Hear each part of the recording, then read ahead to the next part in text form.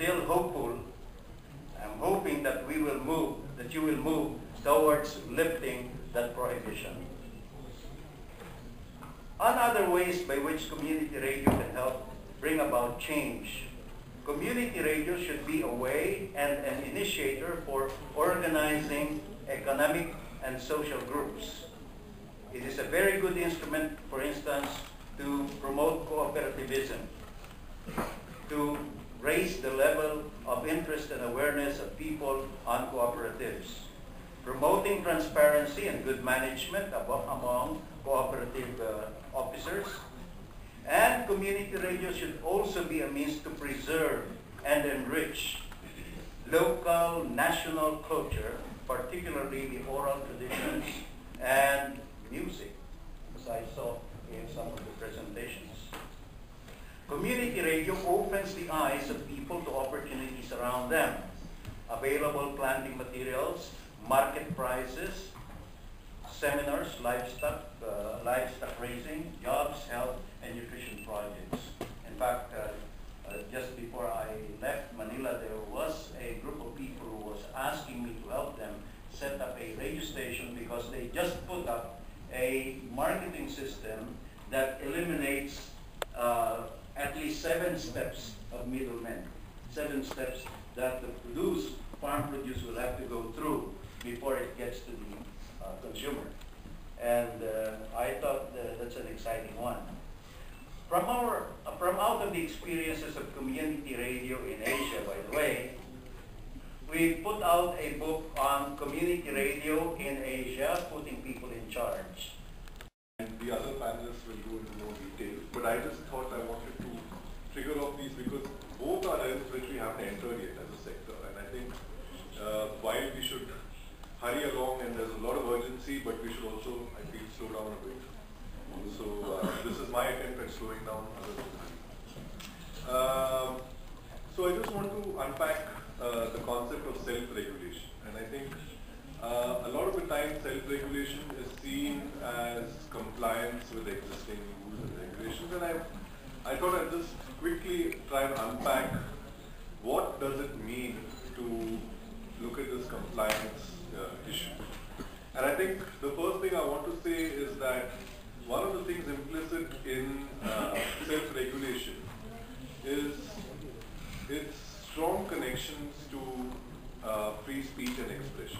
And I know that free speech has perhaps been a word which is looked at with suspicion, always activists are saying it, but I think there are a lot of historical, social, and political reasons as to why media has to be kept distinct and separate from the state or from the church for that matter.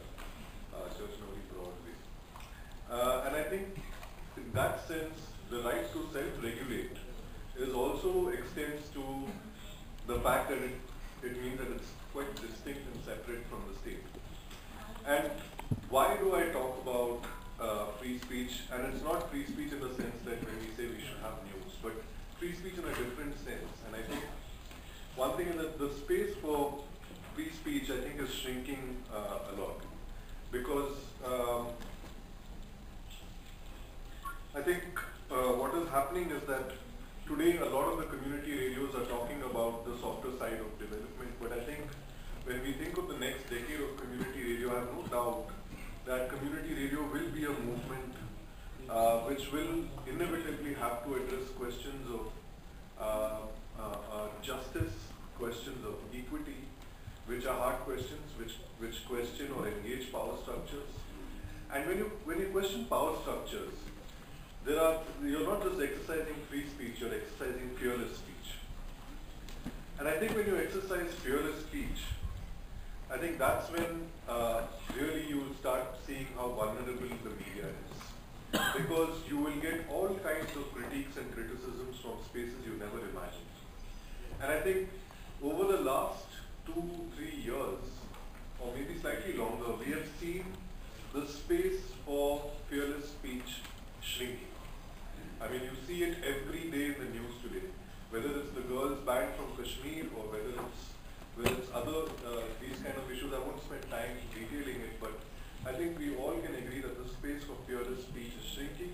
And I think this is something community radios will have to grapple with, when you exercise fearless speech, how and how well do you want to self-regulate in the face of fearless speech and in the face of the subsequent attack is one thing I want to raise. The other thing I just want to quickly flag off is the technology of community radio. And I think this, if you look at some of the judicial kind of discourse, you'll see that any kind of analog terrestrial platforms are separated as opposed to digital platforms. Now, if you look at cable television or satellite television, you and I as consumers have to pay for it. So there is a certain responsibility that we as consumers share, that we have paid for it and we can deal with it. So the burden of censorship is lower on those. But when you come to analog terrestrial media, we have no control. It's free-to-air services, and therefore it should carry a higher burden as what the courts have held over the years. And that is something we'll have to deal with. And I do think that as the years go by and as community radio stations get more and more politicized in whatever way you want to take it, I do think that from the court, from your government, we will have to face a higher burden because of the free-to-air nature of the medium in which we work.